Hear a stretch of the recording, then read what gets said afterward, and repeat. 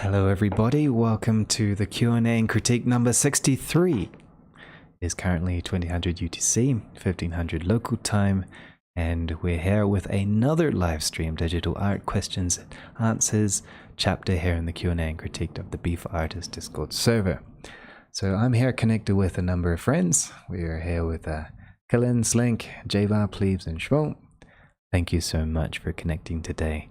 I know this has been a short notice, but I do have a lot of topics that I'd like to share and also get it down pat. But since there's so many topics, we have more or less 10 minutes per topic. The first thing I wanted to touch on is the topic of planning a control rig for your facial rigs concerning a use of bendy bones and constraints to create an extreme cartoon mouth. And another thing that we could, sorry about that.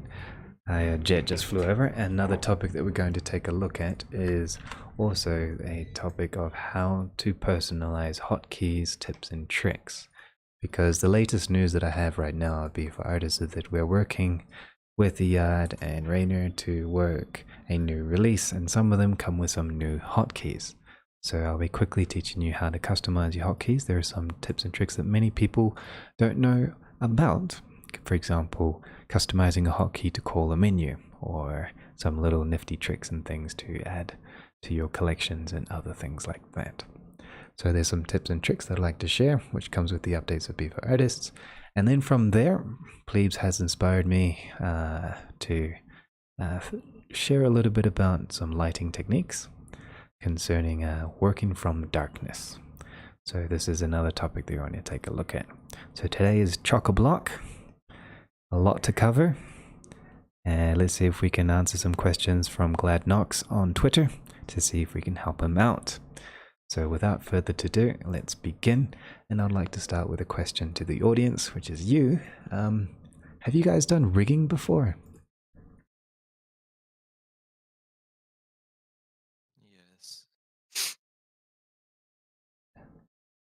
And Java never. Slink has. How was your rigging experience, Slink? Pain Pain? with success. Oh dear, Killen's microphone is no longer working. Was successfully, but it was pain. Alright, so Killen has said he's done some rigging with some success, that's good. You've done a little bit, Shmuel, that's good. But not much. Okay, so let's begin. Let's start with something here. So let me load up a new instance.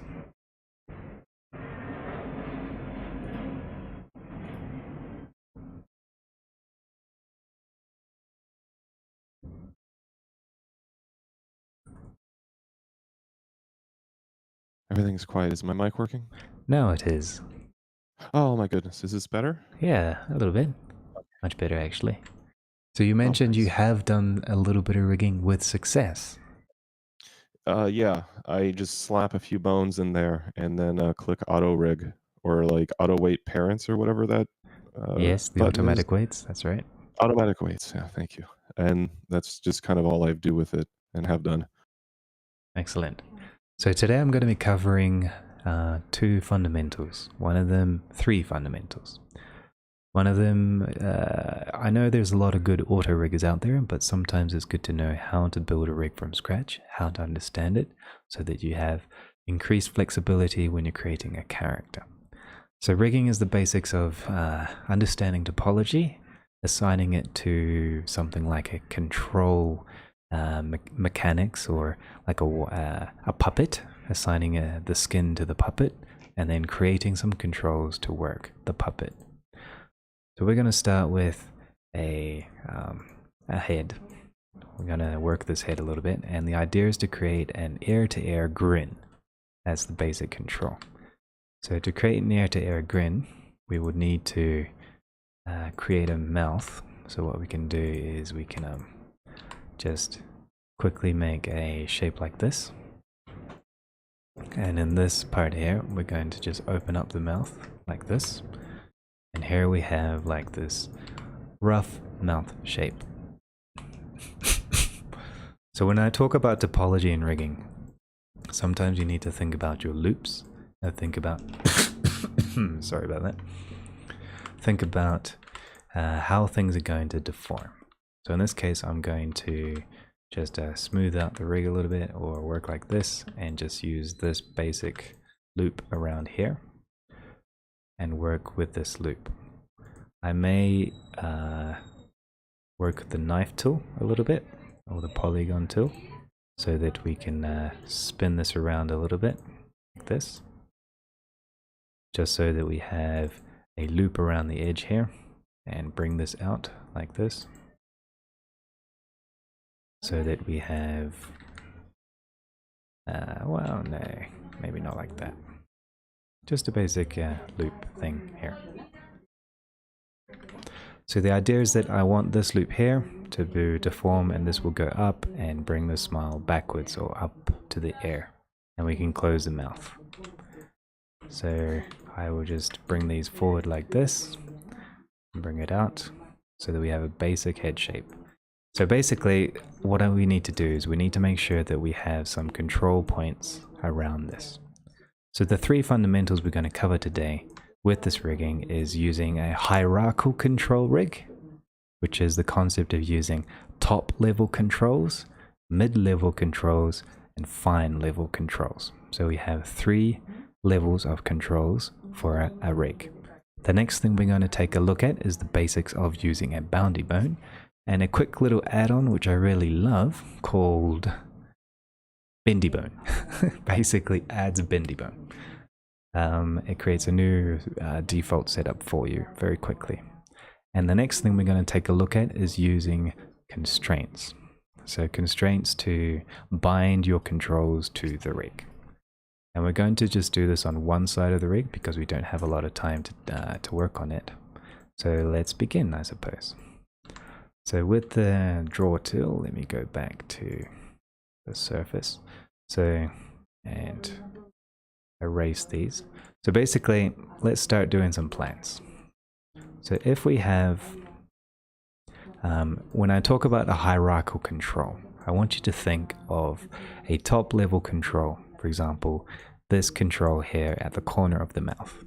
Now imagine this control at the corner of the mouth. When you pull it up like this, it's going to pull the entire mouth into a nice curve. It's going to pull it up and make you smile. This would be a top level control which I could use, which will make the whole entire mouth move, maybe even the jaw. Like I pull this back and it pulls back the cheek, pulls back the front lips over here, it pulls back the side lip over here, it pulls back the front lip over here, even the top lip, and brings it out or holds it, and this is a top level control. Because this is a top level control, we could use this as a simple animation to control multiple controls. Another example is, for example, an eyebrow. So for example, if I have an eyebrow here, I could have a mid-level control, which could be these 1, 2, and 3 controls. And then I could have low-level controls, which are like small little ones here in the middle. And then at the top, I could have this high-level control at the corner here and another high-level control at the corner here. So when I pull this control up, this is a top-level control, it's going to influence 1, 2, 3 other controls, and this other high-level control is going to influence 1, 2, and 3. But this middle level control, these mid-level ones, these are similar to a high level, but it gives you a sense of extra flexibility. So for example, I could pose the eyebrow into an angry pose, but I could pull the top level control, which will change half of the eyebrow up or down or left or right or whatever direction. But this mid-level control can help me change the pose that the high-level controls would be controlling. And finally, this little mid-level control controls one of the fine levels. So for example, if I pull this down a little bit, it's going to pull this fine control, this tiny little hierarchy control, just a little bit. So I could use one control to control 3, another control to control 2, and if I want to make like a zigzag shape of my eyebrow, I can use a small little control, which would be called my fine control. So this is a very typical cinematic experience of creating a rig. Not all auto rig generators have this system, some of them do.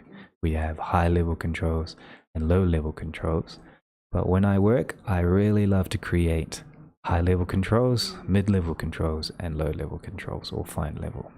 Another fine level control that you can do is you can create, for example, a slider. And this slider could have an action, for example, happiness or sadness. And you could have a value of 0 and you can have another value of 1 on the slider. If you move the slider left and right, this high level control or top level control can change the expression of the entire face. So for example, you can make the face look happy, or throw out an expression, or play an animation from 0 to 1 using this top level control. So top level controls are good for not just controlling multiple different controls of your rig, but also controlling multiple expressions of your rig. So it's a powerful concept when you use hierarchy in your controls. So would you like is it clear so far? Should we move on to now the more practical aspect of making this mouth rig and using a top level, low level, and mid level using bendy bones? I mean, I think so. Is it clear? I hope it's clear. I feel like I need to see more to know if I'm understanding it proper. Okay. All right. So let's. So in this case, I'm going to recommend an add-on to help us begin nice and easy. And let me just get the name again. It's called the Add New Bendy Bone Object with Handles. This is an add-on by Nico Cevallos. So Nico Cevallos has created this add-on. Let me see if I can dig it up for you. Create Bendy Bone add-on. Cevallos.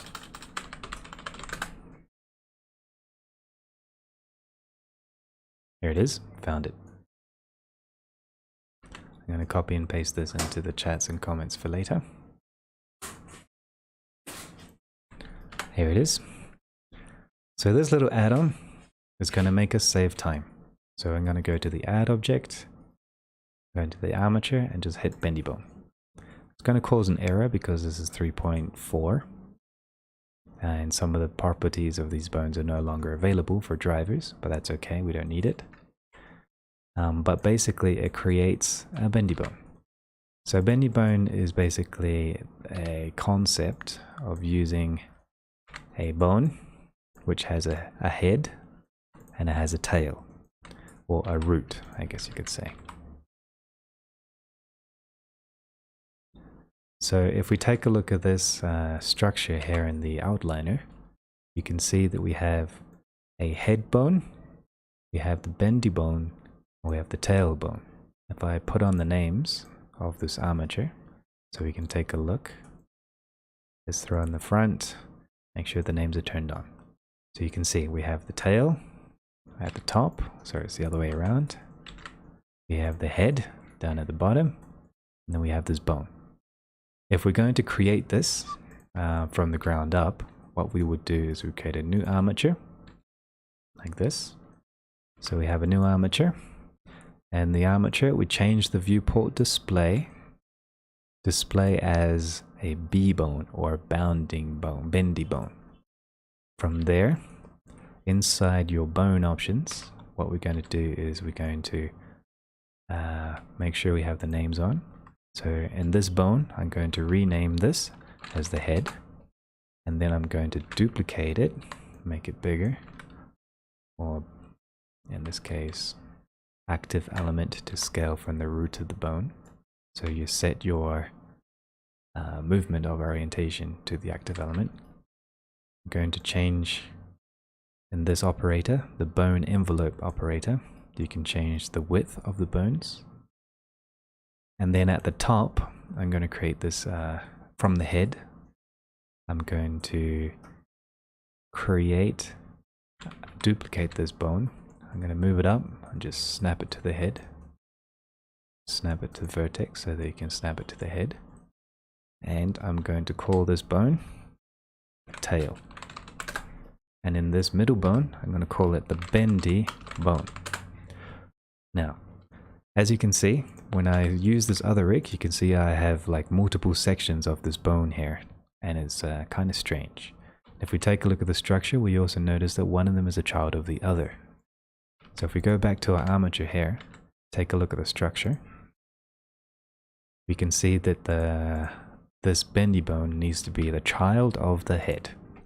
So you select the bendy bone, then select the head, and then you press Ctrl P or armature make parent, which I haven't got a hotkey for at the moment. So make the parent and we're good to go. Not yet. So in the armature settings, we have the viewport display. Now we're ready to work, but now we need to go to the bendy bone settings and we can choose segments. So if you select the bone settings and then go to your bendy bone settings or panel, you can choose as many segments as you want for that particular bone. More is more, less performant, but more exact. So I recommend you keep it relatively low, enough to just see the curve and the tangent. And some things need to be set up. So let's take a look at how this bendy bone works. Basically, we have the tail, which controls a tangent as if it was a curve. And then we have the head, which controls the other tangent of this particular bone. And as you can see, this bone is stretching and preserving volume to some degree as we spin it around or control different things. So this is a really cool feature from Blender, which I really love, because to do this in Maya is a pain in the butt. But in Blender, it's as simple as using a small add-on, and even then, it gives you enough power control to create your own types of curvy bones, which is really nice for deformations.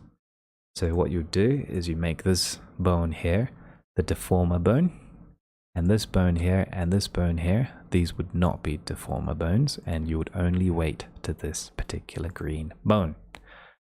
But some things are still not working. Okay, so why isn't this working? What do I need to do?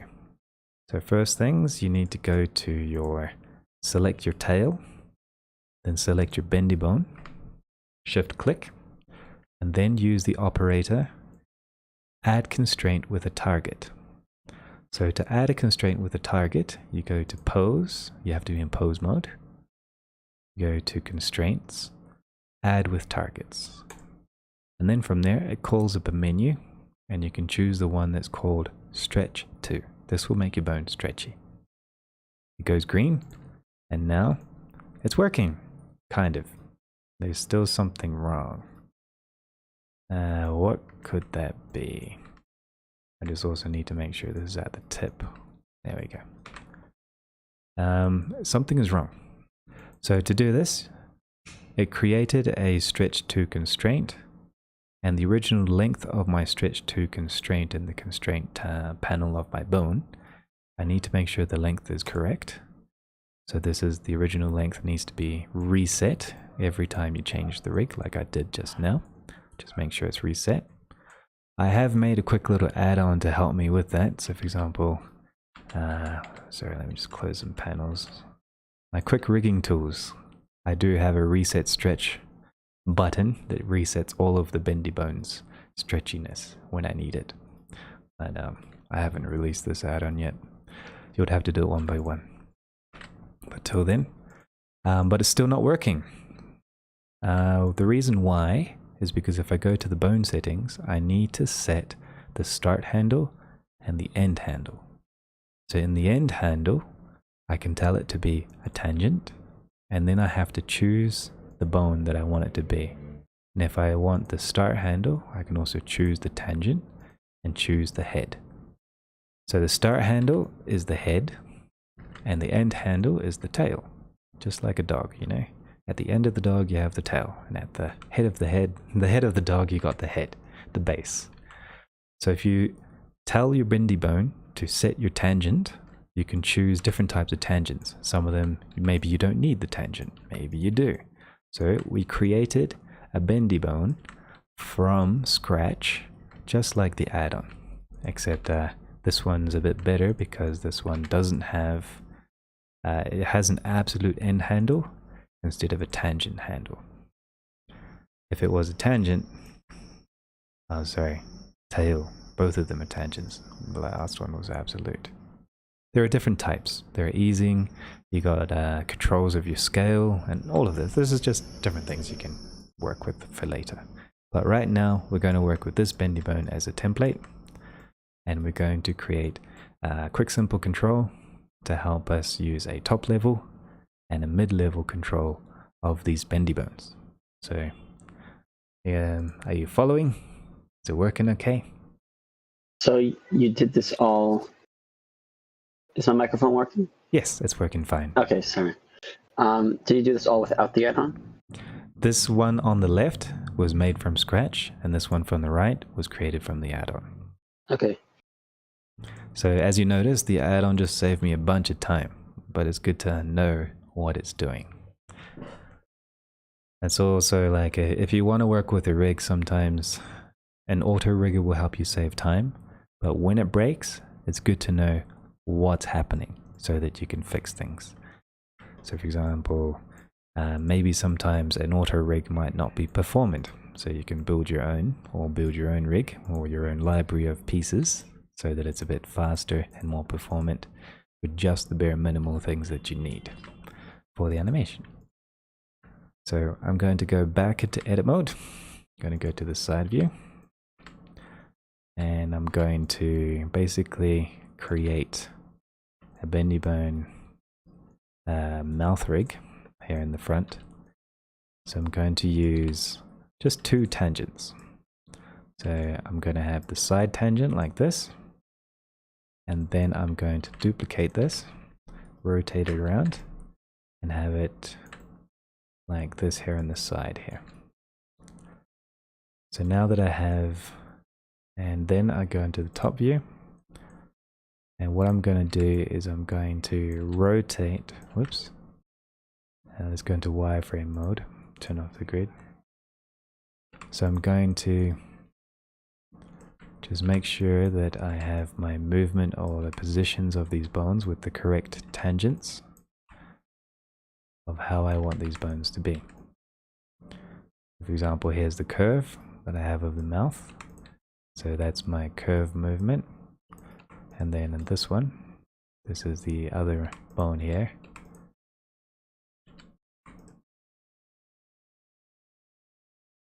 I just need these ones. So kind of line it up like that. Bring it over here, line that up. Select that here, that's good. So now this is, might rotate this a bit. Why is it, oh, it's rotating from active. So, there we go. Right, that's good. So I basically, these bendy bones give me the power to draw like a curve, control curve of these particular areas. So just to, as you remember, notice that these bones went crazy because I changed the rig. So in this case, you can just reset in object mode with my future add-on, reset the pose, and you're good to go. So this is nice and rough, and now we're going to do some naming so that it's a little bit clear, and also make sure that we're snapped to the correct thing. So bring that down a little bit, bring this down a little bit, and we're good to go. So with this, a top level control is going to need another bone. So this is going to be my top level control. And what this is going to do is, if you recall, I have these middle bones here. And I have this one, and I have this one. I have this one. I have these 4 bones. These are my, I guess you could say, top level bones. So this is going to be my top level control. So we'll call this top level. I'm going to create another control here. I'm going to call this a mid-level control. Mid-level. And then I'm going to have these small bones here. And then in the mid-level, I'm going to put it out here to the side here. And what I'm going to do is I'm going to parent these controls, whoops, to that mid-level. And then I'm going to also make sure I just have a root of everything. So now root these bones to this. Root these controls to this one. So I have, well, like, this is kind of like the skull. So I'll just call this the skull, attached to the skull. And let's take a look. So I have this mid-level control and it's moving 2 controls at once. That's the first hierarchy. That's good. And another thing that I could do is I could create another mid-level control.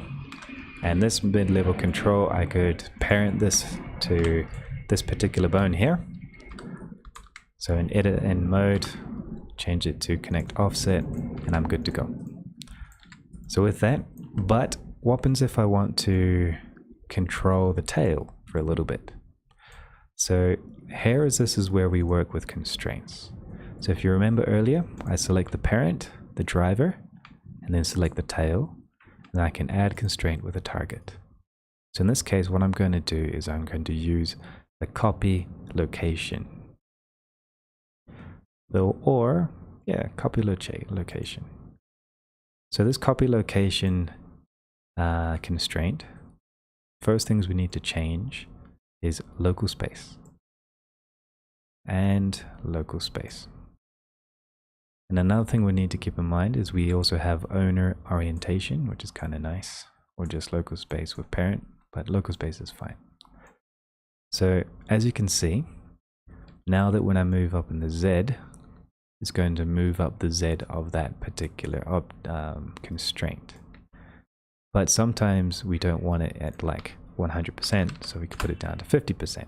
So now I have created a curve.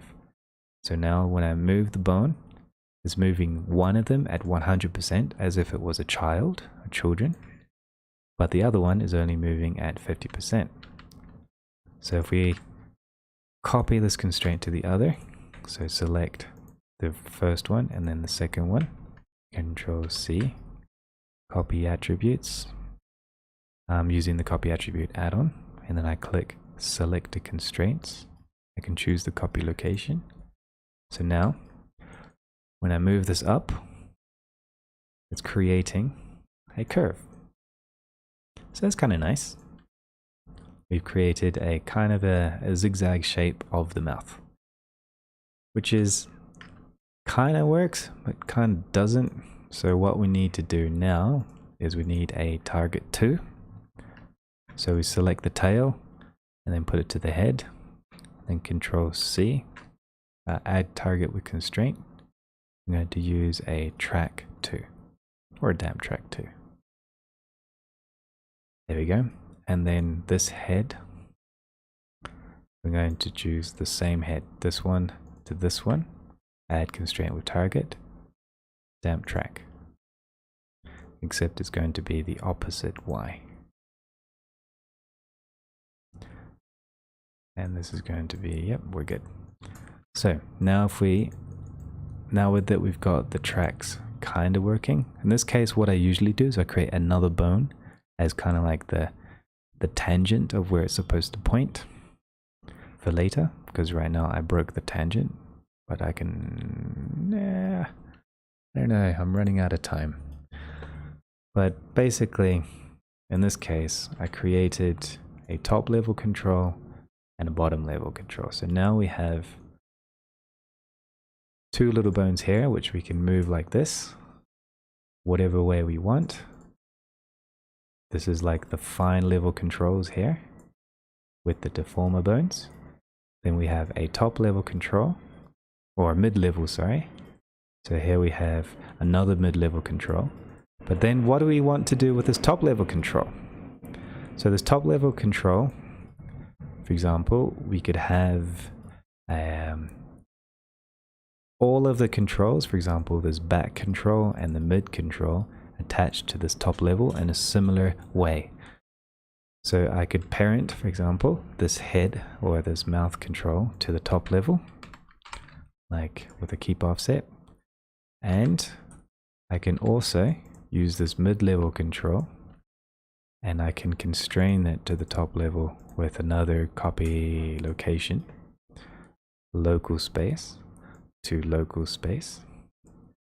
And what I can tell it is I can tell it to move with offset turned on. It's important you turn that on. I forgot about that.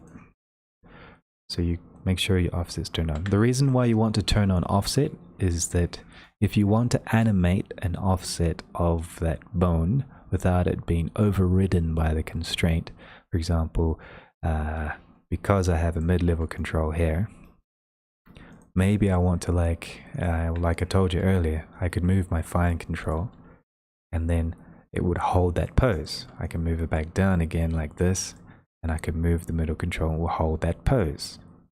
So that's the important thing that we want to keep in the concept of our bones with that. So now that we have two mid-level controls, which are these two, one of them controls the other. We have the mid-level up here, which controls both of them.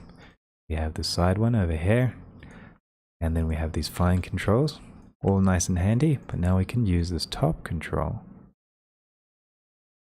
to drive multiple. So it controls, for example, the mid-level control here, another mid-level control or a fine control here, and it's doing it all in one. So in this case, I can use this to create a sense of power, I suppose, by controlling multiple pieces of my rig. So for example, there's another one that I notice is that if I want to rotate this top level control like this, I can go to my mid level, so top to mid, add a constraint with a target, copy rotation, and in the copy rotation, make sure it's in local space, and then make it like bend just a little bit. So I can create a really interesting, weird looking smile by controlling my top level controls onto the bendy bones like this. So let's apply it to the skin nice and quickly. These mid levels, make sure the deform bones are off. These controls as well, I'm going to make sure the deform bones are off. And this is a deform bone on. Get this here, select this, Control P, add automatic weights, go into weight paint mode.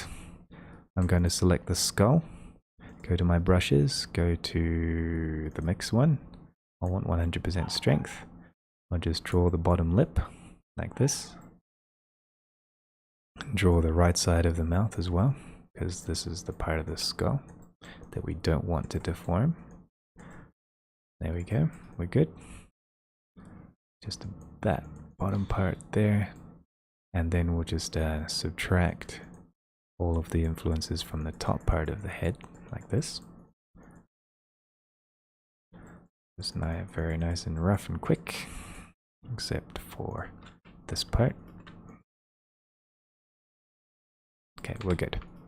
So now, if I go back to the rig, mid-level, still got some influence down below. Maybe because I need to normalize it. So back to weight paint mode, weights, normalize all. The reason why I need to normalize my weights is sometimes I could have 100% influence of one bone, but 100% influence from another bone, and they will conflict. When I normalize everything, this means all of the bones are okay. So we're good with that. So let's take a look. The mid-level goes up, except it's still got an influence. If you go to your tool settings, options, you could turn on auto normalize. So now I could go back to my skull and paint, and it would auto normalize correctly. There we go. Removes the influence from all the others while I paint. Okay, cool. So if we go back to our bones, we got the fine control, which is out of shape. We got the little control over here, and then we have the top level control with the rotation. So we have the mid-level over here, and we've got the other mid-level. So if we move the mid-level up, notice that it's starting to move the mouth nice and quickly, just on the right side. And it's controlling everything. We got another mid-level, so we could do this, for example, and this would still work nicely. We can move this up again, and it would still work. So notice that we have the top level, a mid-level control, and we could also do other fine level controls like this, and it will still work. So the fine level is kind of like the small poses, the mid-level is kind of the medium-sized poses, and the high-level ones, or the top-level ones, are the really big poses. The ones that we want to control everything to a really powerful degree. So with that, you can have power to create really cartoon rigs that are super performant and easy to animate and super flexible. I hope you find that useful. So, shall we move on to the next topic? So today, that was just the topic of planning how to control custom rigs, which requires using a hierarchy of controls, where you have a top level control for controlling multiple controls, including fine ones and middle ones. You have mid-level controls, which controls multiple fine controls. And then you have the fine controls, which controls directly the deformer bones. None of these controls have influence as a deformer, they just drive deformers. We had a look at bendy bones and some basic constraints. We learned how to add constraints, which in Blender you can use the hotkey Control-Alt-C, or you can go into the pose mode, constraints, add with a target, or in Bforartists you can even use it directly in the pose panel constraints of the tool shelf. We learned another constraint is the copy transform node, which I use a lot to remember to use it in the offset mode in local space. And your bone orientation in this case is very important. And we also had a quick look at the stretch 2 constraint for bendy bones. We learned how to set the start and the end handle of your bendy bones to create them from scratch. And we also discovered an add-on, which has a bug, to add bendy bones with a single click. So maybe there's an update for it. So let's move on to the next step. Hope you guys found that useful.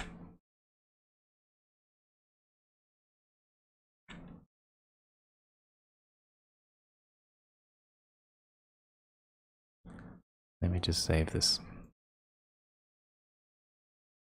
What was the constraint key for the menu? Control-Alt-C in Blender. I think. I could be wrong.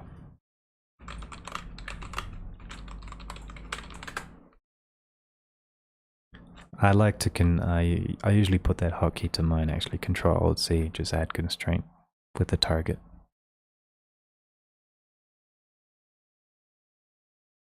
Control-Shift-C. Oh, it's Control-Shift-C. Okay. That's strange. Why is it taking so long to save? Alright, so the next topic that I'd like to share with you is now that we're talking about hotkeys, this is the part where you can learn how to create hotkeys.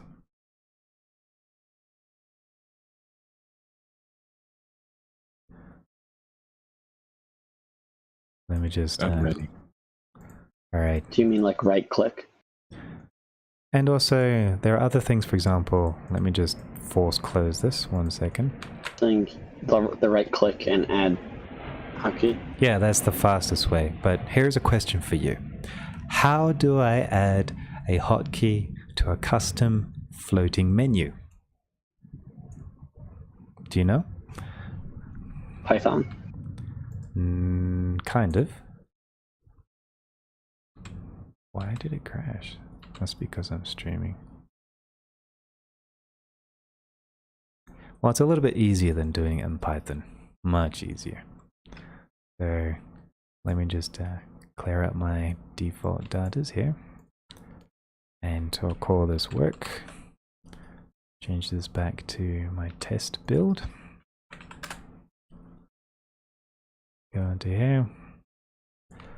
Now it will load up nice and quickly. Alright, so here we're in default Blender or Bforartists, and we can load up. The quick way that you mentioned, for example, is adding a menu. So for example, here I have this menu, the add menu. In Bforartist, there is no hotkey assigned to it. So what do we do? There are other menus, for example, the transform menu, the clear menu, the snap menu. This snap menu is super useful if you don't want to use a pie menu. So how would I assign a hotkey to this particular menu? So this is the tricky part. So what we want to do is you go to preferences. Obviously, what you mentioned earlier, if there's a single operator that we want, for example, snap an origin to selection cursor, I could right click on it, assign a hotkey, and Shift S. So that's the first step that we could do. And in this case, we go into the 3D view, the 3D view global. And let me just full screen this so we can zoom in. So we went to the 3D I view. think you can right click on a menu. Try right clicking on a menu. You can't. You can add to quick favorites. You can't set a shortcut. I think I am able to. Yeah. Let me check. No, you can't. No, yeah, only quick favorites, not everything. Yep. Some stuff you might. But the easy way is like you assign a hotkey to the sub menu, and then it creates this snap selection to cursor, view 3D snap selection to cursor. You can choose whatever operator you want. But it's the ones that are inside menus. The quick way is finding this hotkey, and notice that this option here has an X. So you could, no, sorry, you don't want to do that. The hotkey that I created, what you would do is you say call.menu. So we have three of them: call panel, call menu, and call pie. So we're going to use the WM call menu. So this menu means we can choose which menu we want, whatever one we want. So I guess we're going to look for the one that's like snap. So we want 3D view empty snap. And this is where we select this one. And now if we go into the 3D view here, notice that I press Shift S, and now I have a floating snap menu. So the call menu operator that you want inside of a hotkey, this WM call menu, is very, very useful. Other things that you can do, for example, is a really cool customization of that I'm going to add to Bforartists. Actually, I added it today. I created you can create a collection, and typically if you go to your select menu, your grouped menu, you can select your collection with a group. So in this case, what I did is I create a new menu like this. I can find the select or group. So select group, where is it?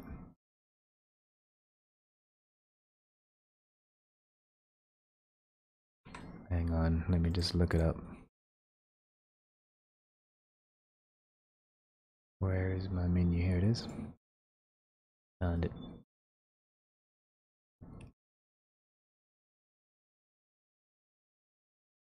Object select grouped. There it is. So object select grouped. So the object select grouped operator is the one that I saw earlier. I'm going to assign a left click, and I'm going to do a double click with Shift. I'm going to click a sometimes some operators give you different types of options. So for example, with this operator, I could tell it to select a collection. I've already added it. Here it is, select grouped. Select a collection and I click on extend. So if I hold down shift, click on a double click, there are many types that you can use. You have click, release, double click, click and drag, super useful for different things. And I click on extend. So now if I hold down shift, and this is in this selection, I could like shift, double click, and it selected everything inside of the selection as if it was like a group. If I create another collection, and I add a whole bunch of icospheres, like this, and I can shift, double click, and I got all of the collection. Shift, double click, move mode, shift, double click, move over here. Right now it's on extend. So these options, if I turn off extend, it's just going to select that particular collection and not add it. So with that, I can use collections as if they were groups by adding this custom hotkey. So in this case, I recommend you take a look at the API, but to add menus, it's the WM call menu. That's the one you want to use for adding your own custom hotkeys. Other things you want to do, for example, here in your animation, for example, you want to, right now in Bforartists, I'm going to change this, is double click to call the menu. In this case, but it's also right click to rotate the view. If I want to change things like this, or I want to do this inside of I'm in my nodes and I want to, like, for example, right click to the left, it will call a pie menu to this that I have, or right click to the right, click drag. I can use the click drag and use a direction. I can use a click. So for example, when I press down, it does one thing. When I release, it does another thing. I can do single click, double click. A press is immediate. A click is with confirmation. So for example, if I want my right click menus to be immediate, I can change it from click to press. Press means when I press down, it activates. Click means it will activate after I've lifted my mouse button back up again. And you can do many, many things like this. Like the customization with the hotkeys is very cool. The only problem is you need to be careful with conflicts, and you need to be careful with consistency, because you change one hotkey in one edit mode, one object type, but it won't work with everything. So the best practice is if you're trying to change a hotkey for example, box select, search for box select. And as you can see, box select is shown in, let me write that down again, box select in the outliner, in the dope sheet, in the markers, in the 3D view, sculpt, 3D view, grease pencil, animation, migrate, all of them here, as you can see, are everywhere in different ways. So if you want to change it for the whole entire software to be consistent, you're going to have to change it like 30 times. So beware of that concept when you're changing things. But other than that, that's a small quick tip. And phew. Okay.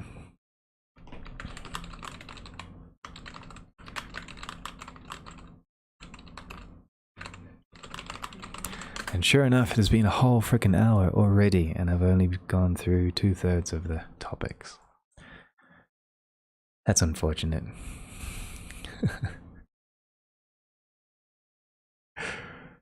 So plebes, I wanted to share this today, but I think you are right that this is a bit too full. So what I'm going to do is I don't know, we have 10 minutes actually. Maybe we could do it. Would you guys like to check it out then? In the next 10 minutes of lighting from darkness? Yeah. All right. So Plebes has been working with foliage and lighting with natural light, which is really awesome. But sometimes the renders are captured from his angle, his camera. Sometimes it's so realistic, it's not composed. like with intention. So there's sometimes a hero object, but it's difficult to see. That's a tiny bit of constructive critique. They're excellent renders. I really love them. But with that, we can sometimes work with different types of techniques to work with different ideas. So let's take a look at how. So I'm going to open up close this for now. Open up my work settings.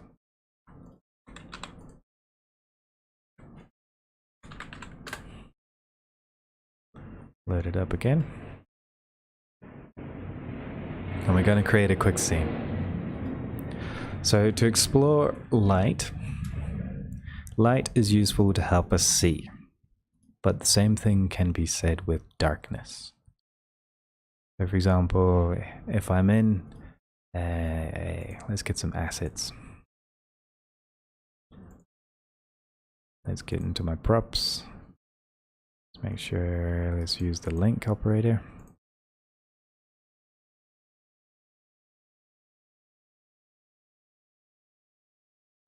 It's just taking a while to load. There we go. Okay, so we have some props here. I'm going to grab the billboard.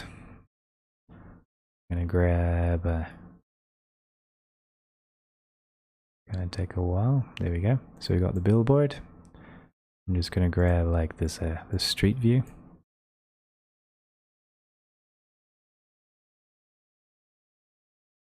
The street view is pretty big, so it's going to take a moment.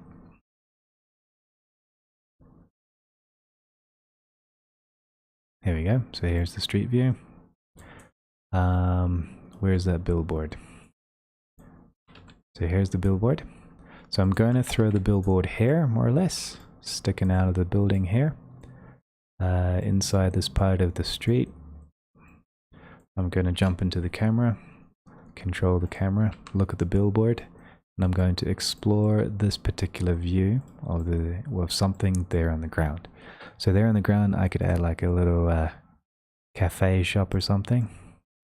So let's link that here, which is a dinner shop. Let's scale it there. Underneath the billboard, inside the middle of the street.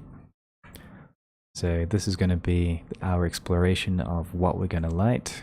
Maybe we can throw in some extra things, a park bench, we could have a number. Let's just throw in some attribute colors so you can see what's happening. There's a drum. Maybe we need some trees. So I could throw in a tree here. Maybe throw in another tree over there. And here's a little garden in the front here. Let's just put it up here. Decorate it over the thing. So we got this basic scene that's happening. So we got the garden, we got this little area, and we're good to go. So for our lighting, what do we do? When you work with darkness, a typical workflow is we have an HDRI, and we work with the HDRI so that we can basically light everything. We got all this amazing light. Maybe we'll throw in a sunlight. So if I throw in this atmosphere light, we've got all this bounce light, and there's just so much light. There's light everywhere. So what I'm going to do is I'm going to hyperfocus and work from the other way. Instead of removing light and trying to control the light that already exists, what I'm going to do is I'm going to go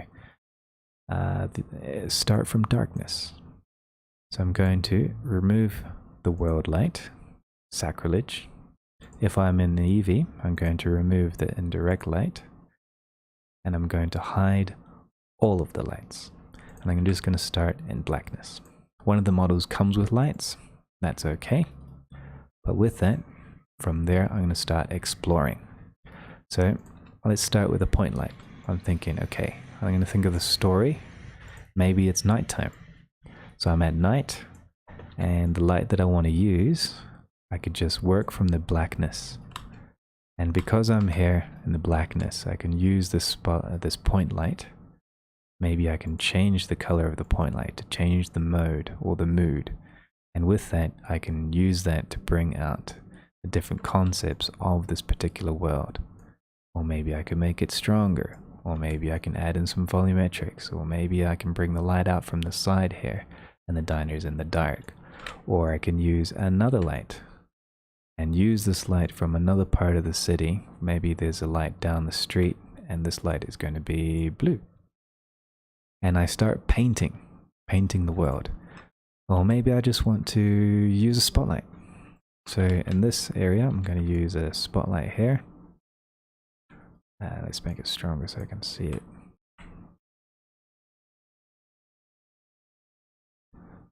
Hang on. Now this build's very buggy.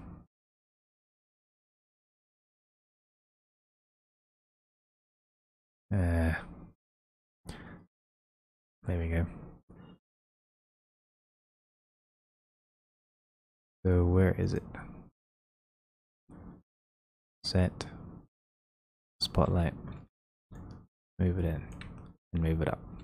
So I can use a spotlight to bring out control of what I want to look at, or how I want to look at things with a different type of color or shape or area. So I know this is a very artistic view, but if I was working with nature, and for example, I wanted to focus on this tree. So I've got these lights. This is one light that I can use. And then from there, what I can work with that, I can choose my world environment. And then from there, I can start focusing on how much light do I want to use. Is it going to be a full-on day scene? In this case, I already immediately lost all the details that I wanted. So what happens if I go to my default world? So my default world, I'm going to change the background to like the blue color of the sky. And maybe make the environment light not so strong, or so that I can still read a little bit of my language that I had earlier, but now it is morning time. But I'm using color, I'm using position, I'm using angles or different things, I'm using shadows to control what I want to do with a bit more finesse because I started in the darkness. So that's one thing that you can work with. When you're working with a forest scene, it's a similar thing as well.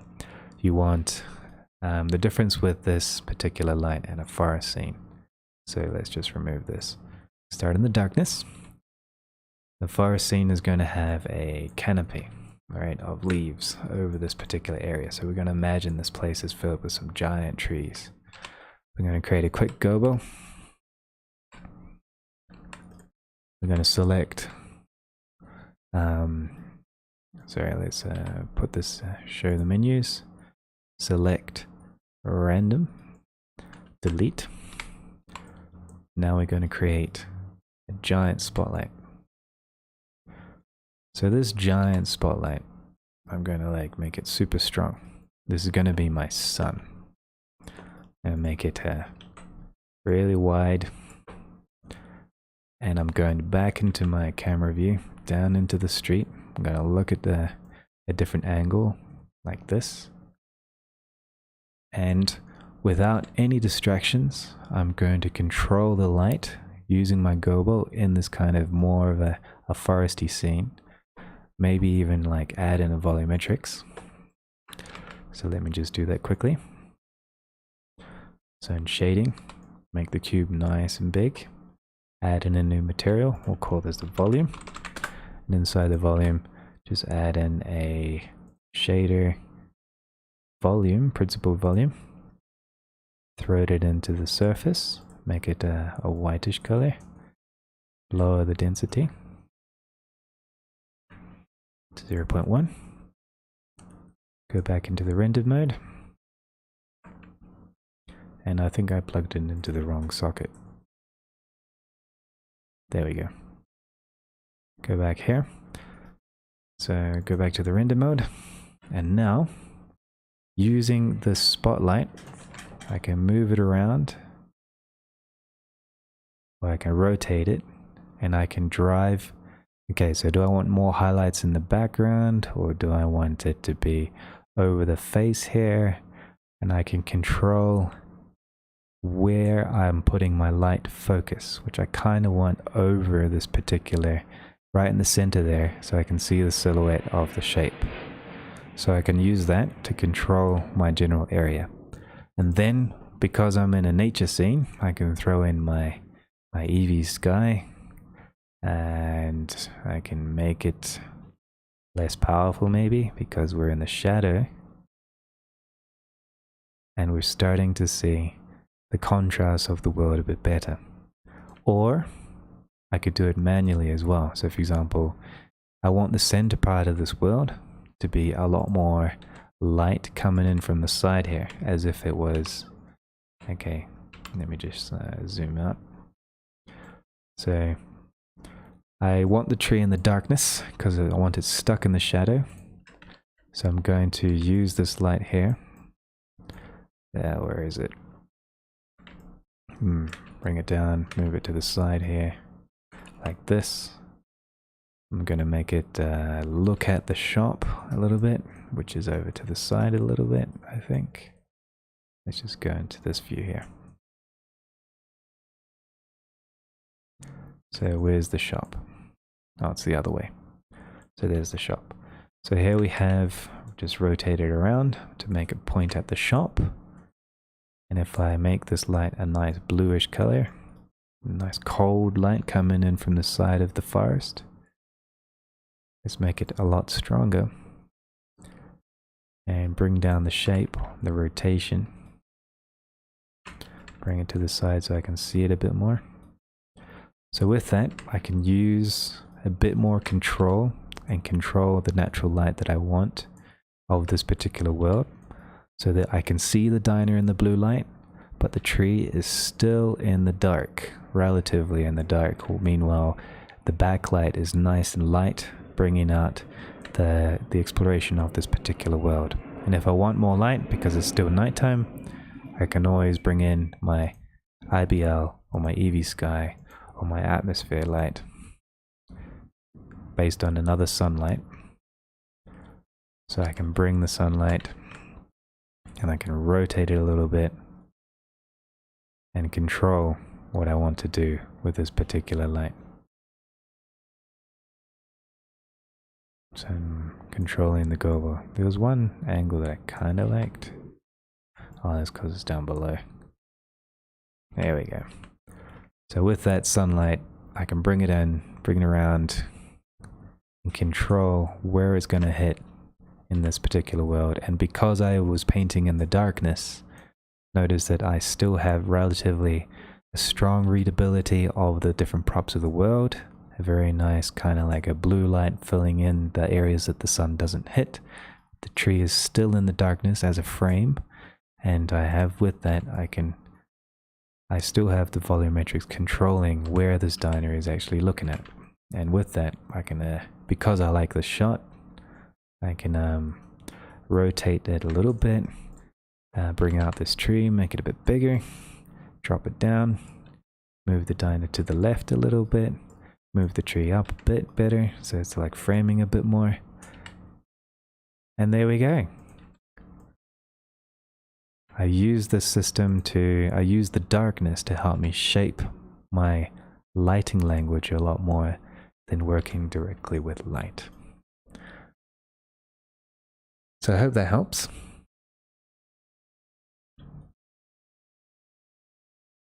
And with that, some quick little news. Bforartists is working on a new release right now for next week. There's some new hotkeys, there's some updates and stability from Blender, and there's a lot of hard work from Rainer and Yad in this one. And that's the quick news for now. So there we go. Do you guys have questions about this? Let me just check the social networks.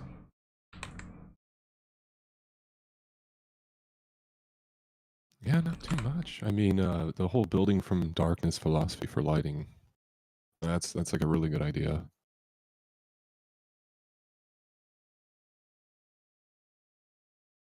Because then you already were after this, because one thing I noticed that sometimes we trust post-processing a lot, but because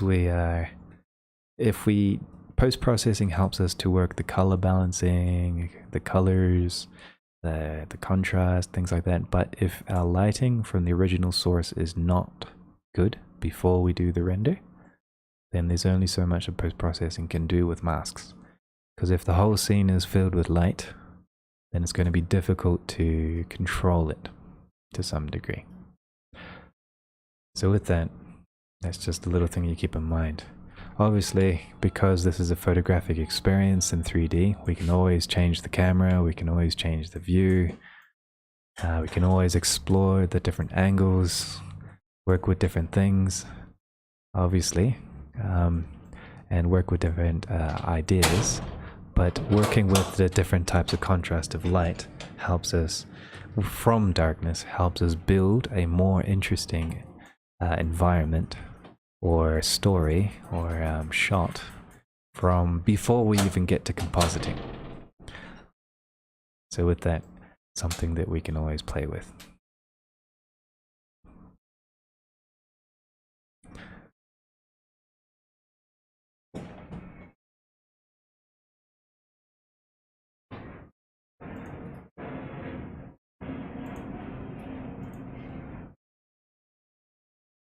Trying to find my channel. Sometimes I feel like if you don't build in darkness first and you have like a lot of global light as you start building your light, I feel like it's kind of hard to really define a lot of the edges in your shapes really clearly and like pull focus. So like, yeah, I love that whole lighting. It's great.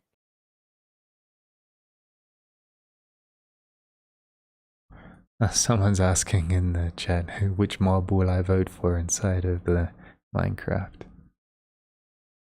I don't know. I do love playing Minecraft.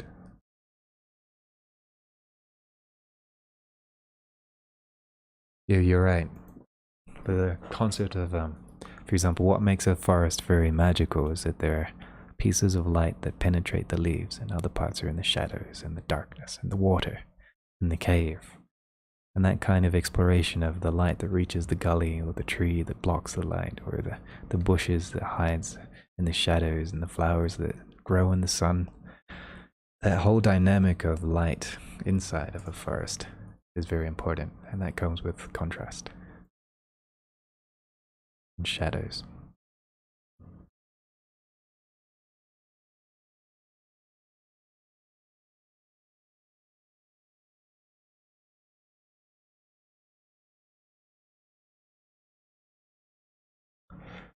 Killen, good question. Do I check my colors using false color? For energy, sometimes, which would be false color here. The problem is I prefer doing this with the Luma scopes. So if I'm in Filmic and I go to the compositing and I do a render, which will actually take a while because this is a slow shader. But if I do a render of this particular scene, maybe even now, let's just do a quick screen capture because the render is going to take too long. Instead of using false color, I prefer actually using the actual Luma scopes inside of the compositor. So if I select this, I have this here, I have my scopes here, and using my color balancing tools over here, I can select, whoops, I chose it into gamma. It gives me the power to see my Luma scopes and my vector scopes of how things are or how I could make them be. So for example, I could increase the contrast so that my blacks are down lower. And with that, I can also, for example, boost the whites and drop the darker areas a little bit to bring out my moodiness even more. And maybe I can make the world slightly colder or warmer, depending on what type of vibe I want or what type of film that I have, to bring out the different aspects. The green from the green light of the forest, and the shadows, I wanted like bring it out. In the highs, I want to kind of this summerish yellow, and kind of really change my vibe with these controls using the scopes, so that here in the histogram I can see what's more dominant, greens and blues with the bits of reds in the darkness. Here in the vector scope I can tell this vector scope gives me the power of saturation, so the smaller than the circle it is, the less saturated the image is. So you can see that it's now mostly, it's more yellows because it's less saturated in all the greens and blues. And or I can bring out the saturation and it's starting to push the blues and the reds really highs, so that it's muting away almost everything else and clipping the reds. So the further out these circles go, the more saturation, and when you get to these points over here, it means they're going to clip. So I prefer using these scopes in the compositor more so than using the false color.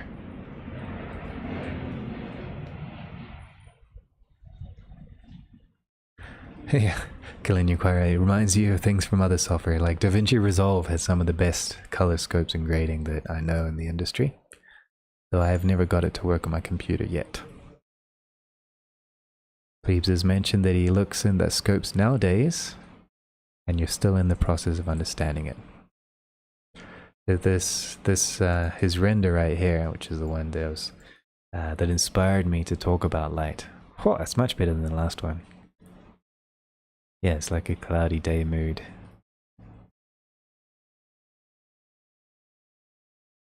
You've been using the vector scope.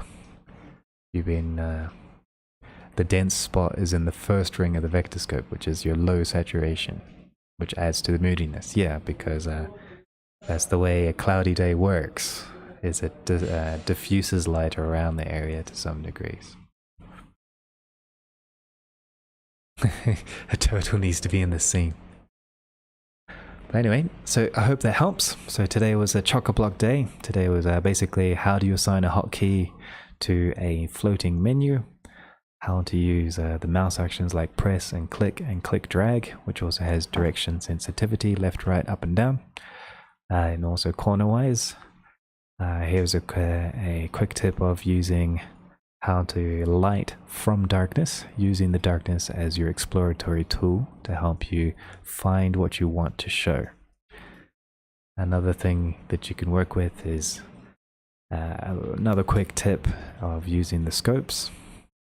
And also we had a look at Bendy Bones and 3 different fundamentals of creating a quick facial rig that you could use to create a very cartoony and flexible character. These 3 fundamentals were using a hierarchy of controls with top level, mid level, and fine controls, or low level, and also using Bendy Bones created either by add-on or from scratch, and also using constraints to help you create relationships between your high levels and mid levels and low level controls, and also how to make interesting bendy bones, because out of the box a bending bone won't work by itself until it has a head and a tail.